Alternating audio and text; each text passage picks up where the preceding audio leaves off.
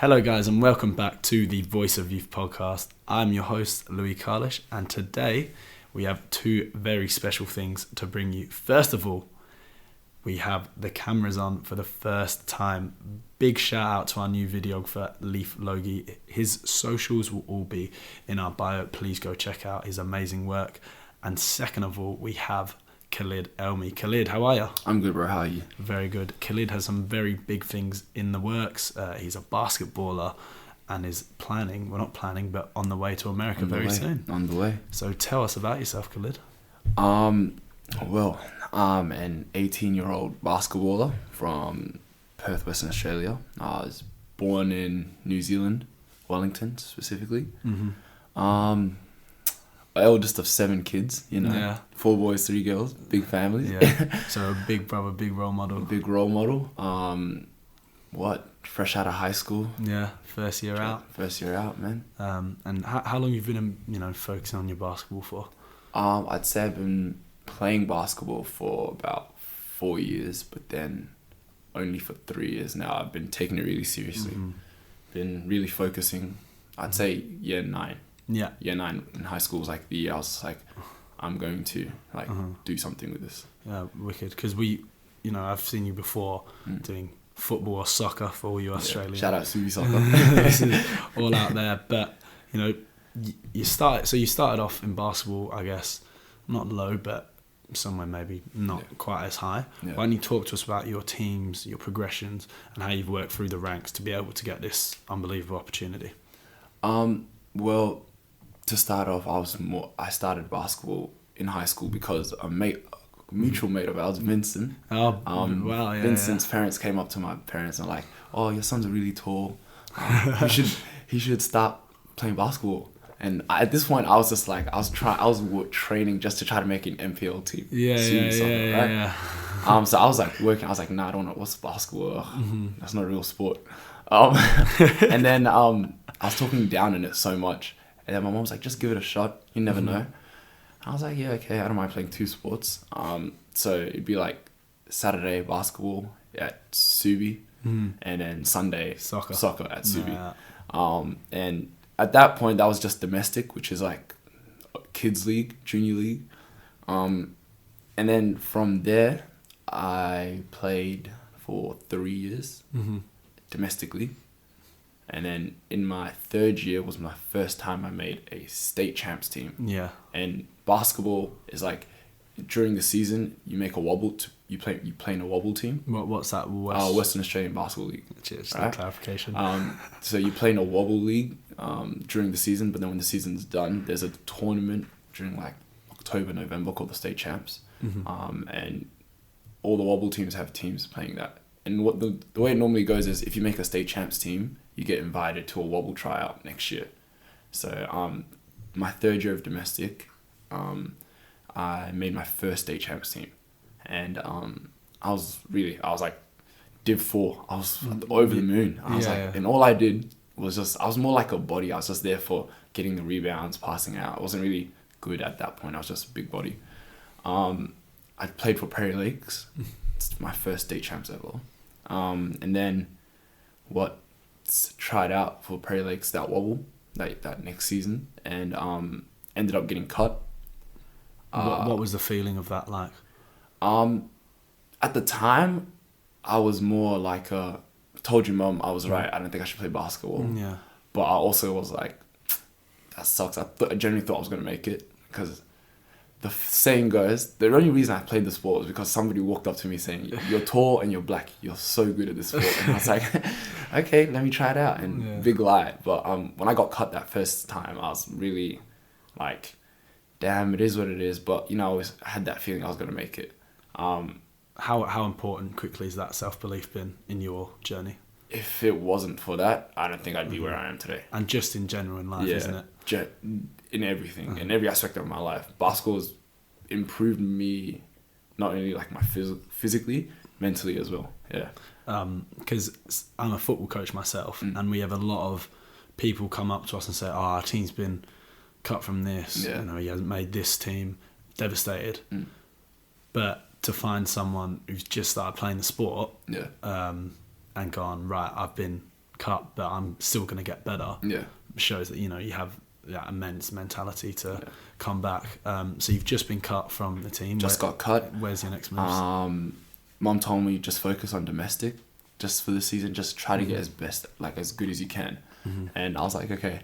So at this point, I didn't know there were other teams. Right? I just thought Prairie Lakes, because Prairie Lakes was the only team I've ever heard of. So I focused on domestic again. That season, I think I went from scoring no points to 2 points. And for me, getting on the scoreboard was, wow, I'd come home like... It's the small steps. Small steps. I didn't really... The one thing I wish I could have done back then was see what I was... Like, actually take into account what I was good at. Because I was just looking at all the things that I wasn't good at. Like, I'm so useless. I'm not the fittest. I'm not the strongest. I'm not the tallest. I'm not the smallest. I'm just there. I felt like there was no point for me to playing. Whereas when I was at soccer, I felt like I knew what my role was. I knew what I wanted to do. Even if I messed up, I knew there was a way to fix it. But it's because I was with that sport for such a long time. So then soccer never really challenged me mentally. No. Soccer only challenged me physically. But then basketball really took me up and down. Do you think that's why you got sucked in, because of that challenge, and you always wanted to hit to the next step? I actually had a blackboard at home of the amount of times I got cut from in my second year. Because the first year I tried out for Wobble and state. So the first year Prairie Lakes, state champs, I tried out for Wobble and state champs, and I got cut from both. Even though I made the state champs team the year before. And then I was just like, this is just not, like, I just felt like, damn, this is not fair. I shouldn't be playing this. I'm not good. And at this point in time as well, I also felt like I didn't put enough effort into soccer. So I didn't feel like I was as good as everyone else at soccer now. And I was nowhere near good enough to playing Wobble. So I felt like stuck in the middle. I was like, I'm behind everyone in soccer. I'm behind everyone in basketball. So I don't know what to do. How did you get yourself out of that? Support, 110%. Support your family, friends. I put myself around the right people. That's one thing I always took pride in. Putting myself around the right people from the jump. Like from the start. I always say I'm blessed to have one of the best people as my mother and as my best friend. Like always. That woman has done so much for me that I don't think I could ever repay. Like there's nothing I could do to repay it. Through the ups and downs, like it was crazy. My first year of domestic, she can vouch this story. She said to me, "You will get further in basketball than you'd ever get in soccer." Yeah. Only based on the fact that people actually say no to you in basketball. Whereas soccer, you're just like the nice guy. Everyone wants to just be like, "Oh, he's played for us before. Let's just keep him there." So basketball's gonna change you. Yeah. And I'm like, I don't really want that challenge right now. My life is going good. This is year 8. I thought I was the king of the world. Yeah. As we all do at that age. Yeah. But I think through the first 3 years of basketball, my life, I had more up and downs than the previous 10 years. And that is what kind of shaped where you are. 100%. And the people around you. 100%. So now you've broken through Wobble. You've got into your teams. Now you're 2 weeks away. 2 weeks from flying out. And where are you going? What's the program? I'm going over to New Jersey, Williamstown, New Jersey, to play prep basketball, year of postgraduate. And I'll be playing at a school called Olympus Prep. Shout out them. They will also we'll put them in the bio so you can see their stuff and keep tabs on Khalid Elmi. I'll be going there, study, play ball, hopefully try to get a college offer, hopefully D1 as well. And that's the aim. That's the aim. So coming from just playing because someone said you have certain attributes, to now on the way to America. Yeah. In 4 years. 4 years. Shows that anyone can do it. Well, not anyone, but if you have the right mindset, you can do it. Right mindset, right people around you, you're unstoppable. Going to the people around you, because we love to focus on, support stories and something relatable. Yeah. It's the same for even this podcast. I have people around me that push it and love the content, but also tell you no. Yeah. From both sides of the support and telling you need to get better, how has that support from your family shaped your basketball journey? I don't think I would have stuck with basketball if it was just me. If I was just thinking about what I was going to do, if I never asked for a second opinion, if I didn't talk to my friends about it, if I didn't talk to older people who've played the sport longer than me, if I didn't ask the right questions, I'm telling you now, I don't think I'd be where I am today. Without, just don't see it happening. Yeah, and is there a set in those people that also play basketball and want to push as well? Oh yeah, 100%. From my family, so I always, even though I'm the eldest, I always ask my siblings for advice. Especially my younger sister, my two younger sisters, Slake and Sagar. Slake is 1 year younger than me. Sagar is, I think, 4 years. I can't remember, bro. She keeps getting older. my brother's birthday yesterday, so I can't believe Happy it. birthday, Jacob. But yeah, no, them two girls, they've really been really important in my life. Times where I've been like, I thought I was right the whole time, or I thought I did this right, and I just completely wrong. Instead of them not being like, not caring, or because I know, and I've done this to them before, there's times they've asked for my advice and I've just been tired or I've just been exhausted and I'm just like, please, just not right now. I'm just not right there. Sorry, it's nothing to do with you. And they've still been there for me. My sister's come back home from soccer games, dead, straight after. I had to run to my basketball game because she didn't want to miss it. Sagar, I say is going to be better than me when she grows up because of the amount of, because she sees that I can do it, she knows that she can do it. So it's a chain of inspiration almost. Chain of inspirations. But yeah, them two, big support for me. Yeah. Any basketballers specifically or has it more been the external outside of the game? I wouldn't really say basketball. I'd say coaches. Coaches, okay. Coaches, 100%. Mentor roles. I have a few coaches who've really been important in different aspects of my life. What aspects? When I was starting out, I had a coach called CJ Jackson. CJ's been, when I first started, CJ was really, really like nice. I was not expecting that from an African American coach. I was like, wow, CJ's not like Coach Carter, and he looks like Coach Carter. I was like, wow, that's what I was expecting. And then when I decided I wanted to like focus on the sport, he let me hear it when I messed up, and that was what helped me grow as a person, especially as a basketball player. Steve was my first ever wobble coach in year 10 at Sterling Senators. He actually came up to me and said, because I was trying out for multiple clubs when I tried out for him, and I made East Perth and I also made Sterling Senators, and I had trouble picking. And what was the decider? Mum told me to speak to both coaches, and if I felt right with him, I would know. I walked up to Steve and I asked him, what do you think I should improve on? Just criticism? And he said to me, you've got a lot of potential. I can see you want to work hard, but now it's just you need to work efficiently. And if you stay with, because he knew I tried out for East Perth. He said, if you stay with me, I'll make sure you get better. I said, thank you. I'm not asking to get minutes. I'm not asking to be the best player on the team. I just want to get better. Because if I can get better, then that helps me out in the long run. And it has. And that's been a mentality of yours through your whole journey. Everything's only a learning curve. Exactly. If you're not winning, you're learning. 100%. And even if you are winning, you are learning as well. As well. So you've been, for many roles of coaches, you've had a strong support background. Now we're going to talk about you yourself specifically. Now the way you handle yourself, and through every year in school, everyone changes, but you've had that basic respect for everyone, have time out of your day for everyone, basically being the best person you can do and be. How has that affected you in basketball, in life, and the opportunities that you've had through that?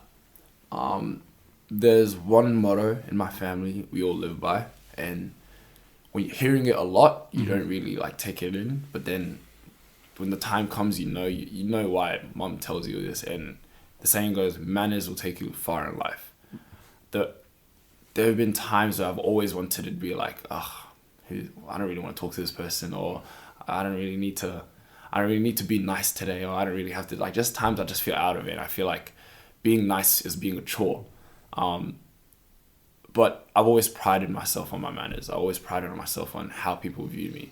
I always prided myself on the fact that if you don't know me, I hope I'm approachable enough. I hope you've heard good enough about me to like come say hi. And that's given me so many opportunities in life, from 2 jobs this year to a modeling contract to so many different. That's not why we've got the cameras on, by the way. I'd just like to clarify. Yeah. But yeah. I currently have 2 jobs. I work at a yacht club as a waiter and a bartender, and I also work at a IT company as a SDS administrator. And both jobs I got out because my manager at the yacht club thought I was a lovely guy and offered me a spot. And the owner at the IT company, I coached his son, and he was just like, "You look like you have your head screwed on straight. Would you like to come work for me?" And just being myself has really like helped me get where I want to get. And for other athletes in that position that might be going into a sport, or just people in general, would you suggest that being yourself will get you further than being someone else? You guys can quote me on that. Love that. You can quote me on that. Khalid Elmi, love. Being yourself will definitely get you further than being someone else. And there were times where I thought, like, damn, it'd be much cooler to be that person. Or, damn, that person looks really, like, I want to be like that. But then, everyone has their flaws. Just because you can't see it doesn't mean they don't have it, Of course. And I really, it took time, wasn't easy. But I really made sure I knew who I was true to myself, and I made sure everyone knew that I wasn't trying to copy no one else. Trying to be your own person, not be a sheep. Yeah, 100%. We'll talk about America, the next step in your basketball. What do you feel you have to do over there that is different to maybe basketball over here? First of all, when I go there, I'll be eat, sleep, school, basketball, repeat. I won't have to work 2 jobs. No. I won't have to worry about the social aspect of it. No. You're there to work. There to work. For 10 months of my life, I get to really focus on the sport that I really enjoy and get better at it.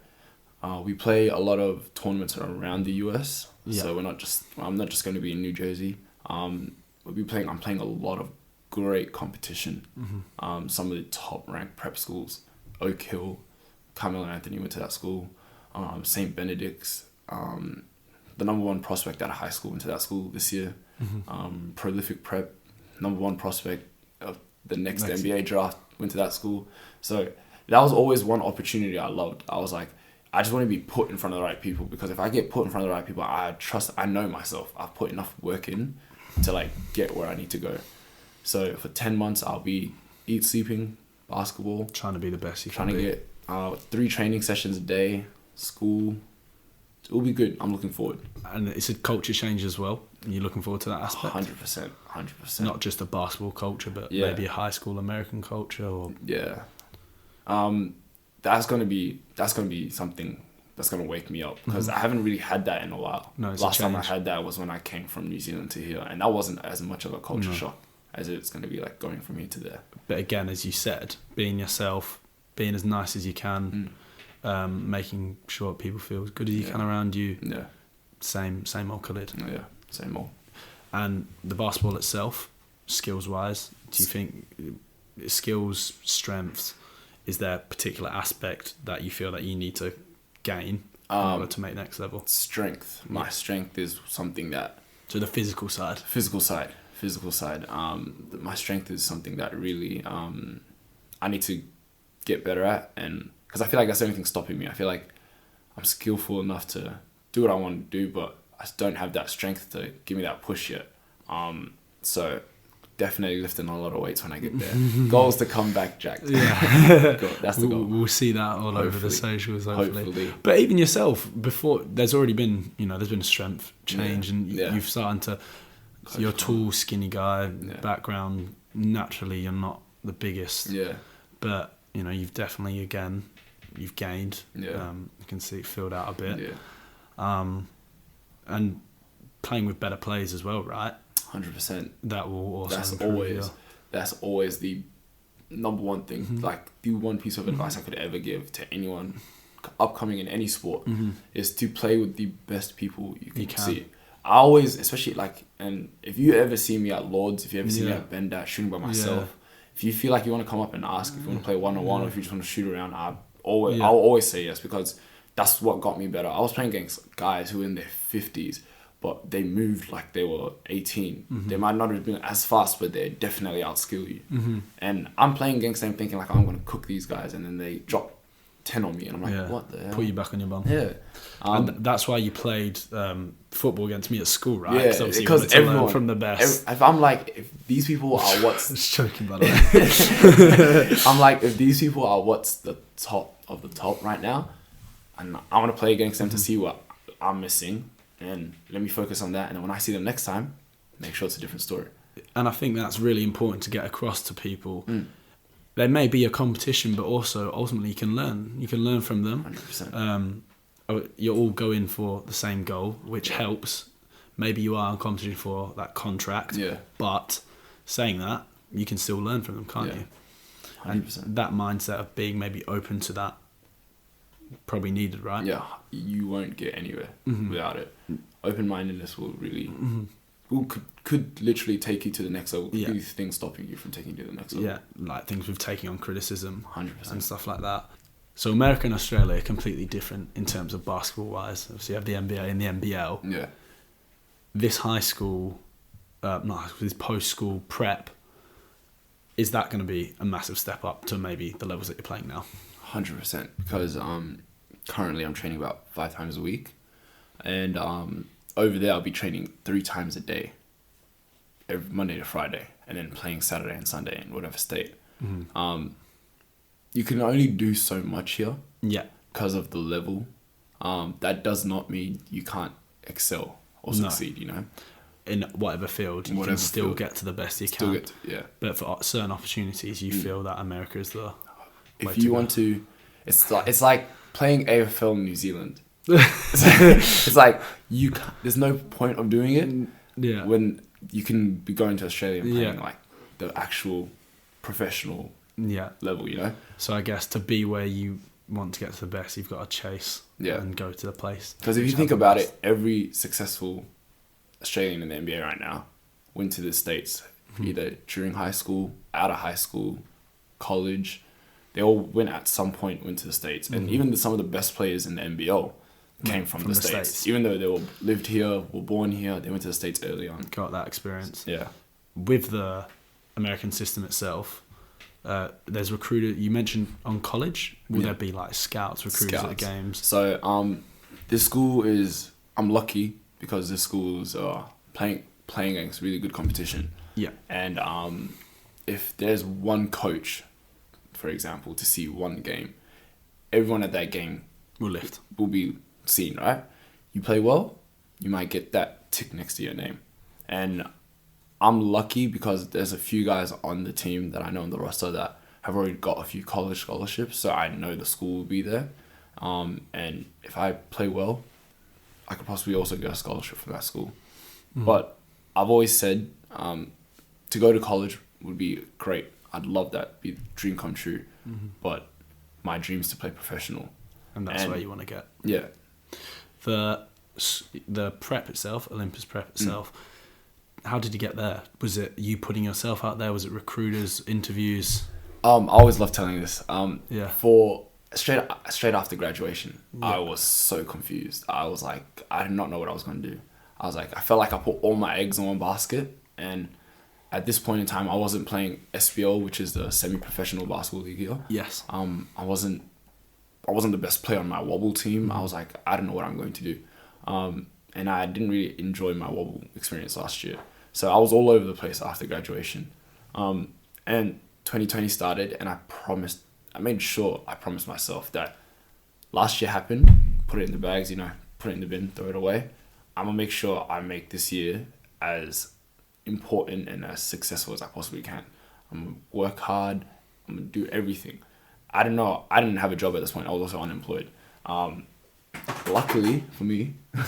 So, okay, that's all right, don't worry. Luckily for me, the first thing that I knew I was going on a trip in July to go to the States, and I thought that was my golden ticket. I was like, this trip in July will get me where I need to go. It will give me a scholarship of some kind, whatever level. I'm looking forward to it. I trained my butt off, right? Then I had a training camp in Sydney. The week after, I had the flight to America. On the Wednesday, I was supposed to fly out to Sydney on Friday. On the Wednesday of the 2 days before, the trip got cancelled to Sydney. And I was like, okay, at least the American trip isn't cancelled. Then the Thursday came and they cancelled the whole trip. Was this because of coronavirus? Yes. They cancelled the whole trip together. And that was probably the hardest time this year. That was like my hardest point. Because I was just like, that's it. That's all my... Dreams. That's it. That's everything gone. I don't know what I was going to do. I've been emailing coaches since year 9, and every response was like, yep, when we're interested, we'll let you know. Or some of them won't even respond to you. Yeah. I was lucky, as I said, support. I was very, very lucky, because I'm telling you now, I would not have gotten the scholarship if I didn't speak to the right person at the right time. Yes. My manager at the yacht club was my first ever basketball coach also. He was, shout out Isaiah, he's gonna love this when he sees that. He was my first ever Subi domestic coach, and I always say the only reason I enjoyed the sport was because after that first year I wasn't good. You fell in love. I just enjoyed it. He just made sure every training was fun. If I messed up, he'd say keep going. Like, I was lucky. I went back to work that next day after the trip. I found out the trip got cancelled, and he said to me, you should just try emailing. I was like, I don't even want to look at another basketball. I really don't. Don't feel like it right now. He's like, just try emailing coaches again, see what happens. I'm like, bro, I've been doing that since year 9. What's going to change now? He's like, coronavirus, bro. You don't know. Nothing's like normal no more. No. Everything could go out the woodworks. I'm like, okay. I went home, 100 emails in one night. I got 2 responses. Yes. And both responses were just like, yep, when we're interested, we'll let you know. And I was just like, yep, that's me done. Not playing basketball, about to retire. Can't be bothered. And I was just like, I'll probably just play SBL in Perth. That's it. That's my... Just enjoy the game. I opened a Twitter account, posted all my highlights on there, followed every single coach I could find. And my YouTube highlights have my contact details on the bottom of it. And I have this app on my phone that shows you like my YouTube. If anyone watches it, I'll get a notification. Or if any views go up, I'll get a notification. And I got a notification saying someone watched my video. And I was looking at it like, okay. 2 days later, got an email from Coach John, which is my coach over Coach Jonathan, which is my coach over Olympus. And he said to me, have you ever thought of going to prep? And he gave me a rundown of what prep was. And I was just like, he said, it won't start your college timer. You've still got time. You came straight out of high school. This is a perfect situation for you, especially during Corona. And I said, wow, okay. I announced that I had the scholarship, and a week later, 5 other schools hit me up. So over 3 weeks, I had 6 offers from 6 different schools than I've ever had in my entire high school career. Just through YouTube? Just through posting my highlights and then announcing it, and then he shared it, and then his school shared it, and other schools follow each other. Yes. And they're like, oh, who's this Australian kid? And the schools that I'm playing against also found me and so give me a scholarship there. Would you say that, maybe for other aspiring athletes, putting your highlights on a massive platform like social media? 100%. Putting yourself out there. You can put yourself on social media and nothing will happen. Mm-hmm. If you walk by the right person at the right time, just being nice, just being you never know what door could open up for you. And so your offers were popping off, and that 3 weeks, man, my phone was going crazy. Mum couldn't believe it, because it was just like 4 years I had nothing, not one word. And then in 3 weeks, 6 schools, and each school were trying to like hype themselves up to me, showing the pros, never the cons. No. And just be like, oh, we're in Orlando, Florida, you live in a resort, Nike school, and I'm like, okay. But what's bad about it? And it's like, no one's ever played there. No one successful has ever played there. Kids go in and out. So what was the difference, and what competition? I always say, if I'm going to get anywhere, I'm going to be playing against the best people, and the only way you can do that is by putting yourself there. The best. Yeah. And that was where Olympus Prep. 100%. Amazing. Yeah. So that is your American, how you got there. How I got there. We'll be following you all the way, of course. Always, right. We'll quickly touch upon yourself so people can know you as the basketballer. You mentioned you had 7 siblings. Yeah. So do you feel a bit of responsibility with them? Always. I always felt like as much as I was an older brother, I always felt like the dad of the family, Yeah. But when I was younger, it was like, I've got 7 siblings. I didn't really like flex it. I wasn't really like, it's like I've got 7 siblings. Yeah, they're kind of cool, but they're all young. But now, especially because I'm leaving, now I really like now I show them off. Like, wow, I feel like really Honored and proud. To like, especially for them to look up to me, because I know a lot of people who have siblings and aren't that tight. But I'm lucky to say I'm very good friends with all of my siblings, from the 17-year-old to the 5-year-old. Exactly, my 15 brother, I would say, not just my brother, but one of my best mates. Yeah. Do you feel that responsibility and being that role model? Do you think that helped you on the basketball along your way? Yeah, in basketball as well, but just as a person. Yes, because I feel like I know how to say stuff without hurting people's feelings. I know how to take into consideration not everyone's going through the same thing. Because just because we all live in the same house doesn't mean we're all happy at the same time or we're all sad at the same time, you know? So days where I'll be over the moon, my sister could be feeling really bad, and I'd be like, okay, I'm here for you, you know? I'm here for you. My younger brothers, I always say I've never seen them down. They're always ecstatic, you know, always over the moon. But I feel like that's the youth in them. That's the young of energy. But yeah, when they're down, they're down. When they're happy, they're happy. And no matter how I'm feeling, I've learned to take in how they're feeling. If I've done really well and I feel like I want to tell everybody, because you know everyone has those kind of days, especially when I got that college offer, I felt like I wanted to just tell. I was walking down the street, I just wanted to tell everybody because it felt like gratification, you know. But then I come back home and I found out like, oh, my brother had a bad day at school, or he hurt himself, and I'd be like, okay, let me just put that to the side for now. I'll be there for them. Amazing. Yeah. So we can see it's not just Khalid the basketballer, Khalid the family man. It's Khalid as a whole person. I prided myself on making sure basketball was not my only personality trait. That right there, I think if I could take out anything from this, that is it for all you aspiring athletes, footballers, basketballers, sailors, hockey players, anything. Yeah. Do you think that being yourself and being the person first, and then putting your sport maybe afterwards, is very important. Because if you don't, your life is just going to be chaotic. You know, you won't be able to differentiate when you need to be a son, a brother, a good friend, and when you need to be the basketball, the teammate, the leader, you know. But yeah, definitely, it's very important. Very important. Brilliant. Well, Khalid, before you go, is there anything you'd like to promote? You say my social media. Your socials will be in the bio. All my social will be somewhere there. You put highlights, stuff, links, highlights. Yeah. But yeah, we'll put you in there. Of course, as always, our social will be in there. Leaf's socials, don't forget the videographer. Look at the visuals. Look at all this. All down to that magic man. But yeah, thank you so much. Thank you, bro. Thank you. We've loved having you on. Yeah, and just quickly, what you're doing here, you're creating here, bro. Like, not a lot of guys could do this. I know for a fact that I couldn't. This takes some guts, and you're a really good bloke. You're a really good friend as well. Great host, decent host. Put tears in my eyes. Decent host. But no, this I can really see this going far. No, we appreciate it. Stick with it.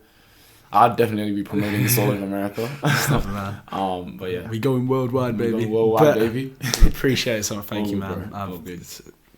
Guys, this has been another Voice of Youth podcast. We've had the special Khalid Elmi on. Please follow his journey, and if you've enjoyed the episode, please follow all the socials. Give us feedback, and we will see you soon. Bye bye.